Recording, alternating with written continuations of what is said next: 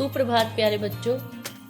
आज हम हिंदी प्रज्ञा प्रवाह की पुस्तक में पाठ 17 उधम सिंह का बलिदान ये पढ़ेंगे।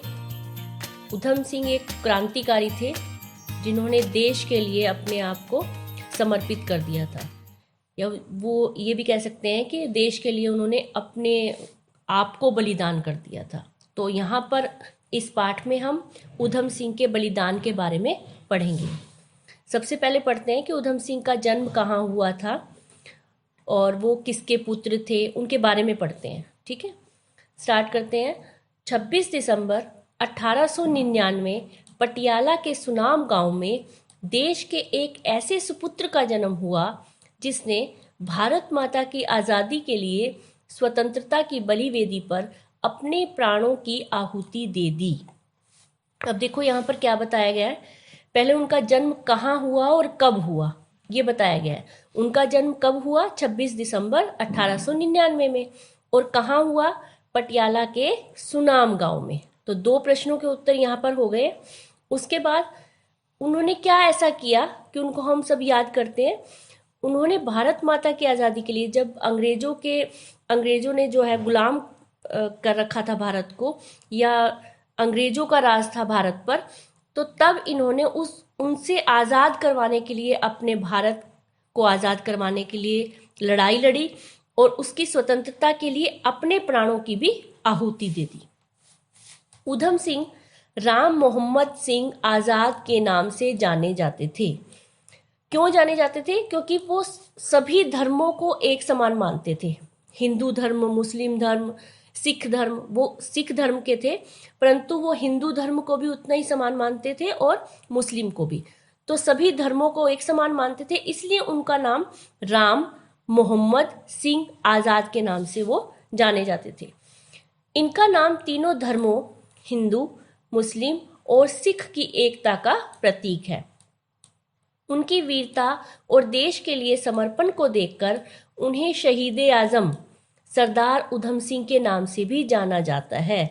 अब देखो, पहले पैराग्राफ में हमने पढ़ा कि उनका जन्म कहाँ हुआ था, उनका जन्म कब हुआ था।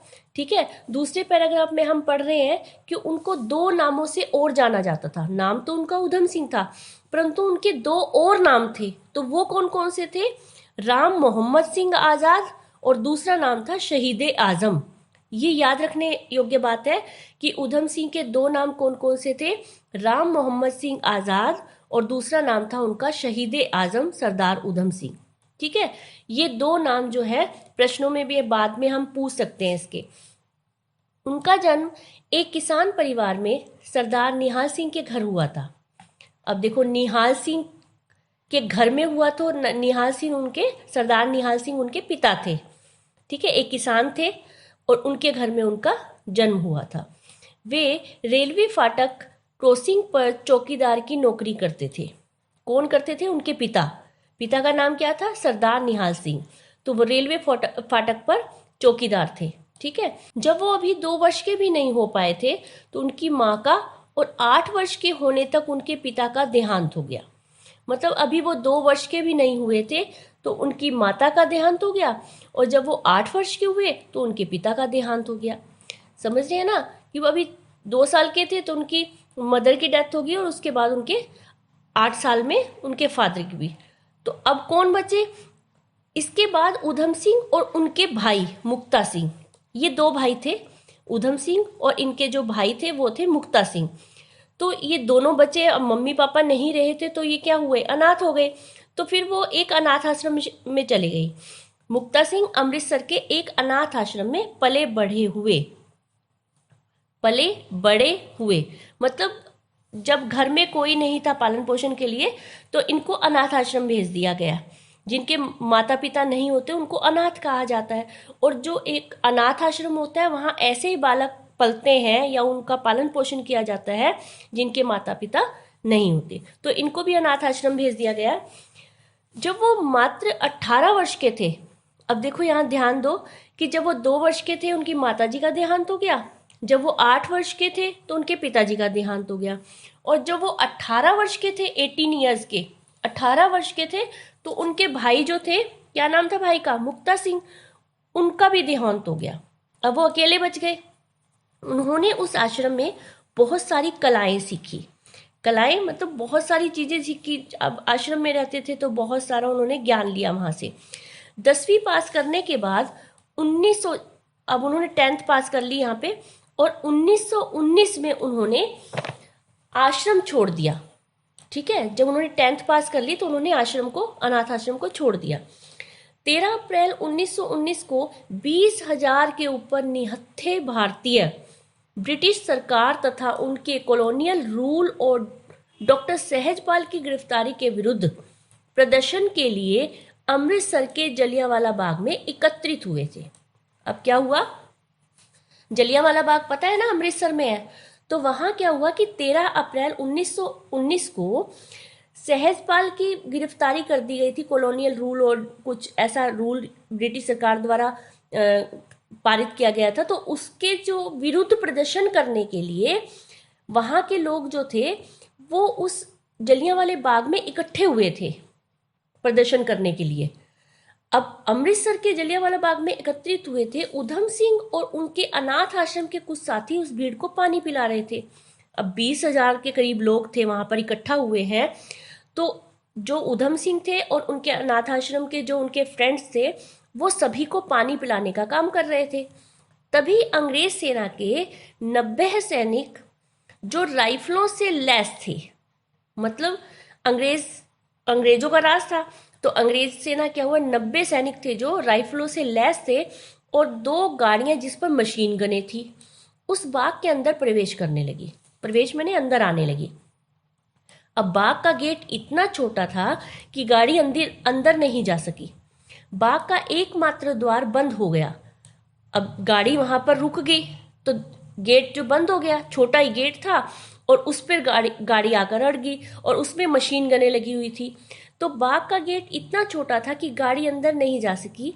बाग का एकमात्र द्वार बंद हो गया तथा डायर के आदेश से, डायर जो था उनका जनरल डायर था, जो अंग्रेज थे उनका जो अध्यक्ष था वो डायर था, आदेश से जिस क्षेत्र में भीड़ सबसे अधिक थी सेना वहां गोलियां बरसाने लगी।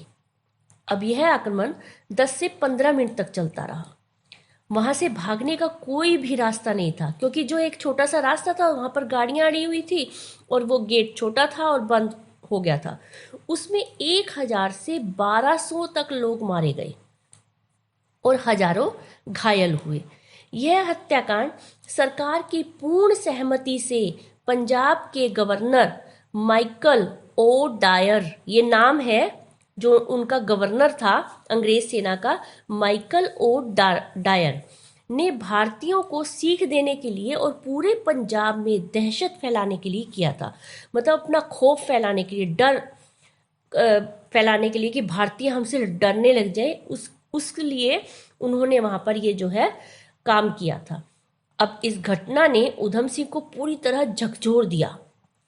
मतलब वो हिल गया कि ये क्या हुआ, अभी एकदम से हमारे लोग, इतने सारे लोग मारे जा रहे हैं और उनके उसकी नज़रों के सामने मारे जा रहे थे। तथा इस घटना ने उनकी पूरी जिंदगी को मोड़ दिया। इसके बाद उन्होंने पवित्र सरोवर में स्नान किया।